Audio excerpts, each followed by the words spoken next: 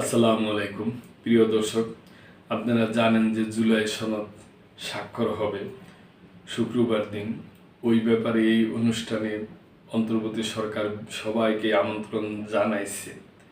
তো বিগত সাবেক প্রধানমন্ত্রী খালেদা জিয়াকেও আমন্ত্রণ পাঠাইছে ওই ব্যাপার নিয়ে নিউজ।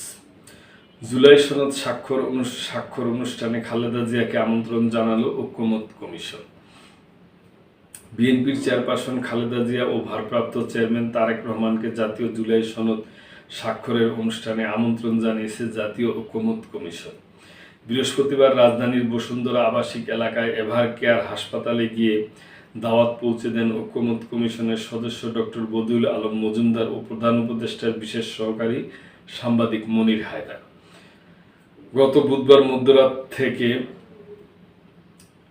হাসপাতালে ভর্তি আছেন খালেদা জিয়া। বিএনপির মিডিয়া সেলের সদস্য খায়রুল কবির খান বলেন, বিএনপির চেয়ারম্যান খালেদা জিয়া ও ভারপ্রাপ্ত চেয়ারম্যান তারেক রহমানকে জুলাই সনদ সই অনুষ্ঠানে আমন্ত্রণ জানাতে এভার কেয়ার হাসপাতালে আসেন ঐকমত্য কমিশনের সদস্যরা।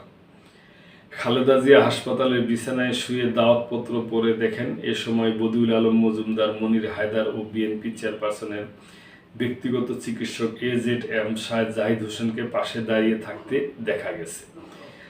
শুক্রবার অনুষ্ঠিত হতে যাচ্ছে বহুল আকাঙ্ক্ষিত জাতীয় জুলাই সনদ 2025-এর স্বাক্ষর অনুষ্ঠান জাতীয় সংসদ ভবনের দক্ষিণ প্লাজায় বিকেল 4টায় অনুষ্ঠিত এই আয়োজনে জাতীয় ঐকমত্য কমিশনের সভাপতি প্রধান উপদেষ্টা ডক্টর মোহাম্মদ ইউনূস উপস্থিত থাকবেন।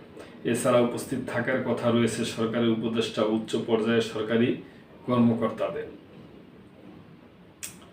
তো প্রিয় দর্শক, আমরা আশা করব যে অনুষ্ঠানটা ভালোভাবেই হয়ে যাবে এবং সমস্ত ভেদাভেদ ভুলে সবাই শেষ পর্যন্ত স্বাক্ষর করবে, এটি আমাদের আশা।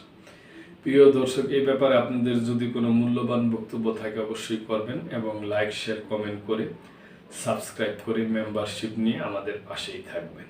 আল্লাহ হাফেজ।